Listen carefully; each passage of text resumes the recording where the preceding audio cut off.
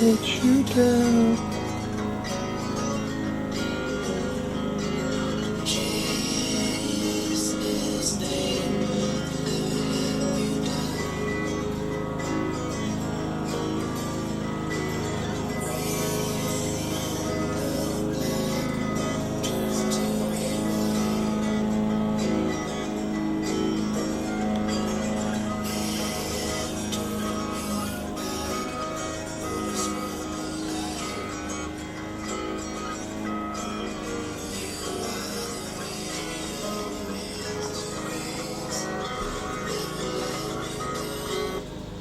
That was me shooting myself for a brief montage in motion.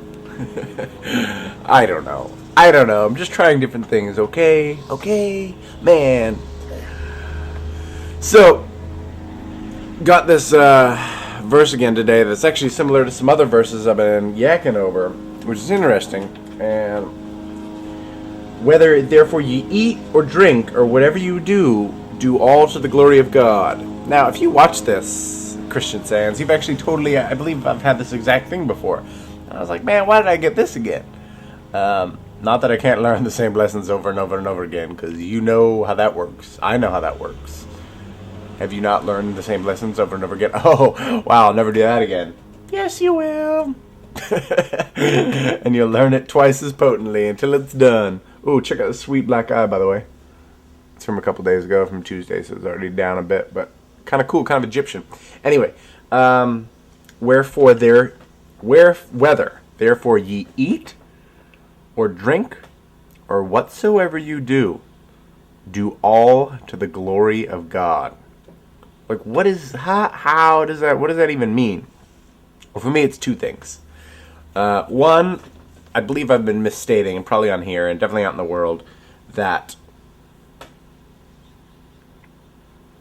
God does not have concern with these things of earth, these paltry things of earth. And I've been saying that, I guess, often in relation to politics and stuff. Because I feel like a lot of what we preoccupy ourselves is quite unimportant. I think the economy is not important to talk about. I think the stock market, honestly, is a wicked thing. That isn't biblical, that's just me. The economy is only important in that we need money to be able to help people suffer less. Although we can all ease their earthly suffering with money anyway. But Christ said, when they asked him about taxes, they're like, hey, why should we pay taxes to the Romans? They're lame. Why should we pay taxes? We have no legal reason here in the United States. Many scholars of society and law and the Constitution have made a potent case that there's no reason for us to pay taxes. We kind of just do it just because we do. And because we'd be punished if we don't. But even that is a fallacy and illegal. And I was kind of grumpy about that last night. And but you know what? Christ says, render to Caesar what is Caesar, and what to God what is God's. So money, for example, not that important. hard lesson to learn sometimes. Totally got a tax thing last night saying that we owe an extra $5,000 from a tax thing a couple years ago, and I was like, "There's no way this happened before, and they were wrong." It was even more last time. I sent the letter back, never, whatever, fixed it, and then this time I think they're actually right, and I was reeling. I was like, God, man, I gave up this money stuff. Why are you challenging me? I already said I gave it up. And it was a nice challenge for that. And it also reminds me of this, that he wants us to do all things, for me, to try to do all things in him as an act of worship. And number two, to try to relinquish ourselves and be a reflection, be the moon.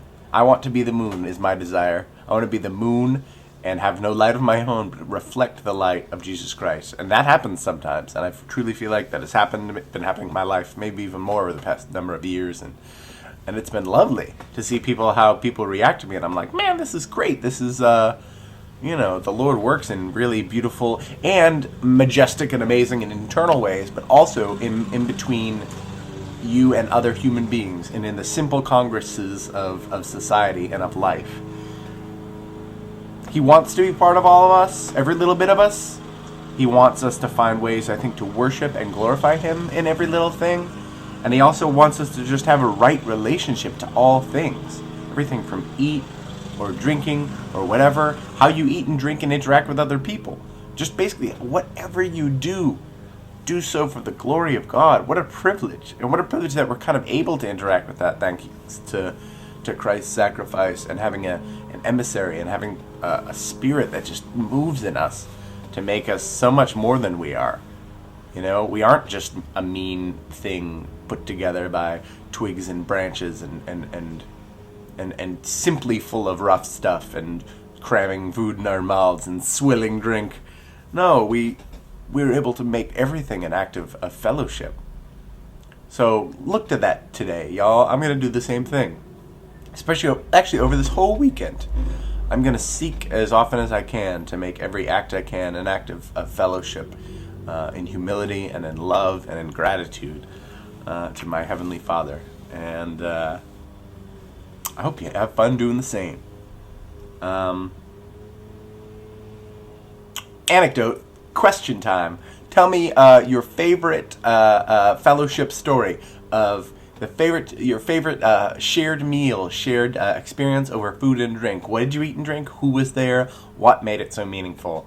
Was it the last meal with someone who is gone now from this plane? Was it just dang fun? Let me know. Eat, drink, and be merry. Woohoo!